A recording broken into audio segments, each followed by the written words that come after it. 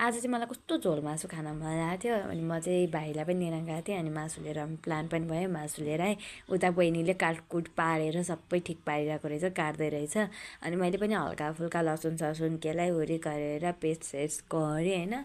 म चाहिँ पेस्ट भन्दा नि त्यस्तै कुटेँ ओरेँ अनि मासु सासु हालेँ अनि कराही तताएँ अनि केही भेट्टाएँ मेथी पनि भेट्टाउँदिनँ खोर्सानी पनि भेट्टाउँदिनँ पकाउने मुडा आएको बेला चाहिँ केही पनि भेट्टाउँदिनँ फेरि 1 महिनापछि के पकाउँदै पनि छु त्यसपछि कराही तातिन्जेलसम्म एकछिन आफूले पनि ठुङ्गा सुङ्गा लगाएँ नाचेँ मलाई चाहिँ किन हो पकाउने बेला चाहिँ लास्टै मोबाइल हेर्न मन लाग्छ त्यसपछि मैले कराही तताएँ खोर्सानी हालेँ मेथी हालेँ झ्वान्न पारेर प्याज हालेँ गोलभेडा हालेँ त्यसलाई खोलखार पार्दैछु कि त्यो अलिक ग्रेभी पार्छु अनि त्यति बेला चाहिँ मोबाइल हेर्दा चाहिँ त बिर्सिराखेँ त्यो पकाएको छु भन्ने अनि फेरि छिटो ल्वाङ स्वाङ हालेर मासुलाई मोलमाल पारेर पकाएर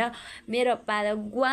ग्वाम झोलमा खाएँ किनकि मलाई कुखुराको मासु एकदमै मिठो लाग्छ अनि गमका गम भात खाएँ अनि आजलाई यति नै लाइक सब्सक्राइब गर्न नबिर्सिनु होला बाइ बाइ